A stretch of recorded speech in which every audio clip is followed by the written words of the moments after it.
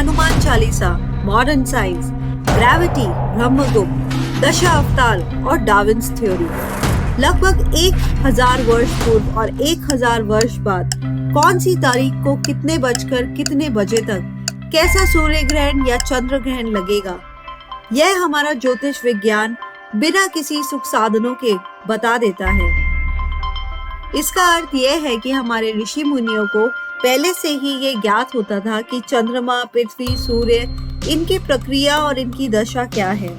ऐसे ही 3 कॉन्सेप्ट्स जो हमारे पूर्वजों ने कई साल पहले ही बता दिए थे, उनके बारे में विस्तार में जानते हैं। आपसे रिक्वेस्ट है कि हमारे चैनल को सब्सक्राइब कीजिए और जितना हो सके हमारे चैनल को शेयर कीजिए। इससे हमें आगे बढ़ने की प्रेरणा भी मिलती रहेगी। Hanuman Chalisa versus modern science.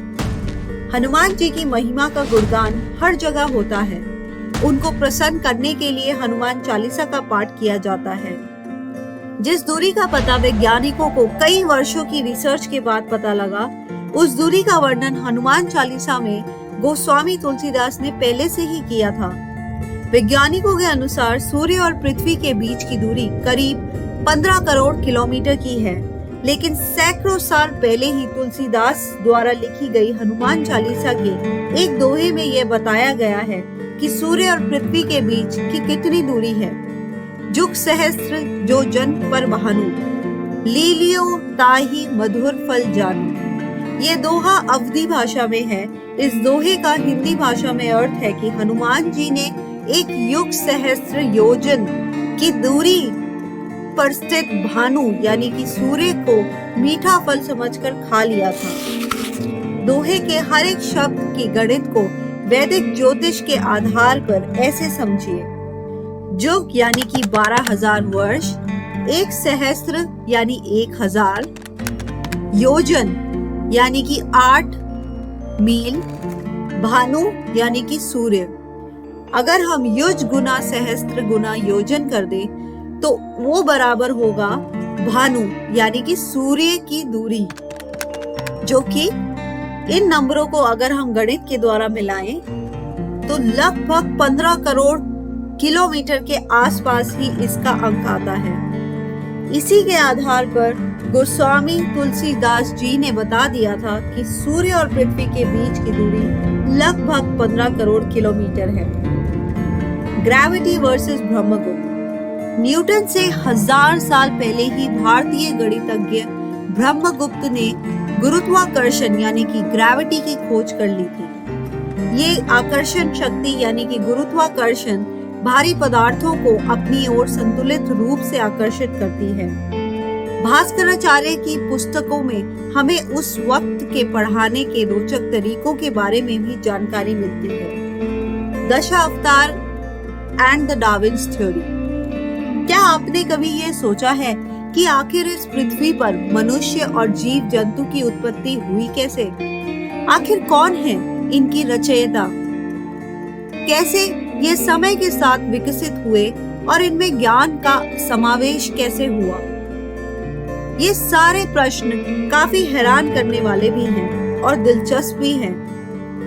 1859 में चार्ल्स डार्विन नामक एक वैज्ञानिक ने एक पुस्तक लिखी थी जिसे कि ओरिजिन ऑफ द स्पीशीज कहा गया। यह पुस्तक प्रजातियों की उत्पत्ति के ऊपर केंद्रित थी, परंतु आपको यह जान के बहुत हैरानी होगी कि डार्विन के इस सिद्धांत और भगवान विष्णु के 10 अवतार के बीच काफी समानताएं हैं। जी हाँ, हमारे धर्म के अनुसार भगवान विष्णु इस सृष्टि के पालनहार हैं, जिनका कार्य इस पृथ्वी का संतुलन बनाए रखना है।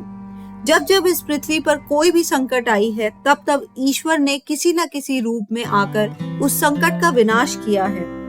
तो आइए भगवान विष्णु के इन 10 अवतारों और इनका डार्विन के सिद्धांतों के साथ क्या समानताएं हैं, इस पर गौर करते हैं। मत्स्य अवतार। ये अवतार भगवान विष्णु के 10 अवतार में से सबसे पहला अवतार है। पुराणों के अनुसार भगवान ने मछली के रूप में एक राजा को उनके भविष्य में आने वाले प्रलय से बचाने का उपाय बताया था। वहीं अगर हम डार्विन के सिद्धांत की बात करें तो उनके अनुसार इस संसार की शुरुआत समुद्र में रहने वाले जीवों से हुई थी, जैसे कि मछलियां।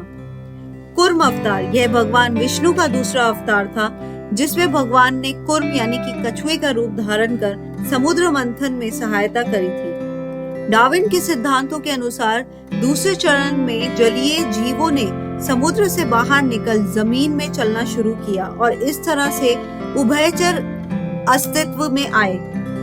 कछुआ भी एक उभयचर ही है जो भूमि और जल दोनों पर जीवित रह सकते हैं। वराह अवतार, धर्म ग्रंथों के अनुसार जब दैत्य हिरण्याक्ष ने पृथ्वी को समुद्र में छिपा दिया था, तब भगवान विष्णु ने वराह यानी कि एक सूअर के रूप में पृथ्वी को पुनः वापस लाए थे। डार्विन के सिद्धांतों के अनुसार उभयचर से विकसित होकर जीवों ने पूर्ण रूप से भूमि पर रहना शुरू कर दिया। भगवान का यह रूप भी वही रूप है जो कि भूमि पे निवास करता है। नरसिंह अवतार, नरसिंह अवतार में ईश्वर ने हिरण्यकश्यप का वध कर अपने परम भक्त प्रहलाद की रक्षा की थी। ये भगवान का वह रूप था जिसमें उन्होंने आधा मनुष्य और आधा पशु का रूप धारण किया था। और डार्विन के सिद्धांतों के अनुसार भी जीव अगले चरण में पशु रूप से आगे बढ़ मनुष्य के रूप में विकसित हो रहे थे। वामन अवतार, भगवान विष्णु ने यह अवतार असुरों के राजा बलि का वध करने के लिए और उनका अहंकार तोड़ने के लिए लिया था। राजा बलि ने अपनी शक्तियों से स्वर्ग लोक पर कब्जा कर लिया था और इस कारण भगवान ने वामन यानी कि एक बौने का अवतार लेकर उनसे दान के रूप में 3 गज धरती मांगी।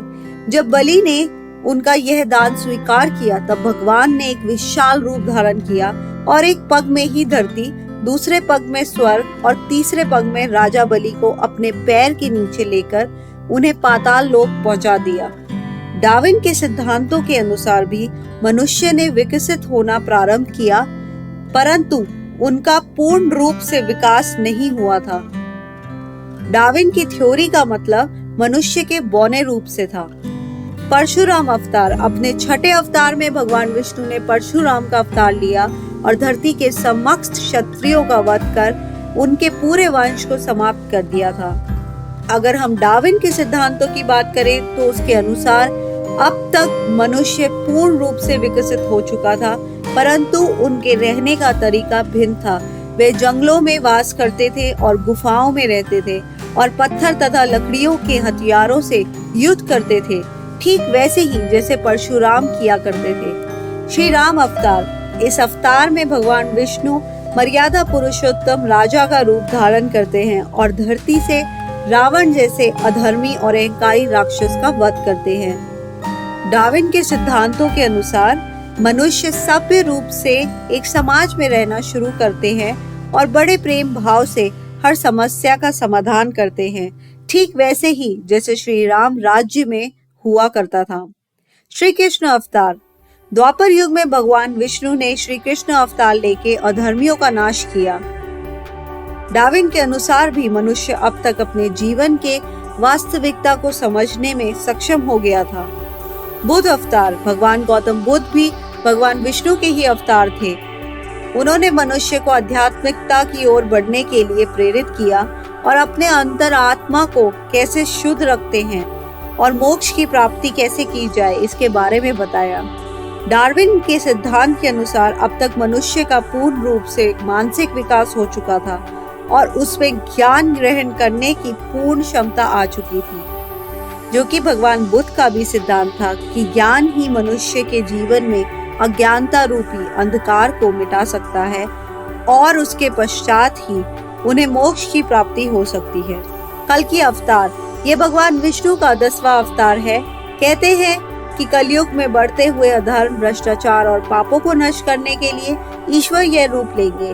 डार्विन ने भी अपने सिद्धांत के अंतिम चरण में यही कहा है कि मनुष्य अपनी सीमाओं को पार कर अधर्म के और अग्रसर होगा। इंसान इतना अहंकारी हो जाएगा कि वह अज्ञानता के अंधकार में खो जाएगा। ये थे भगवान विष्णु के 10 अवतार और डार्विन के सिद्धांतों के बीच की समानताएं।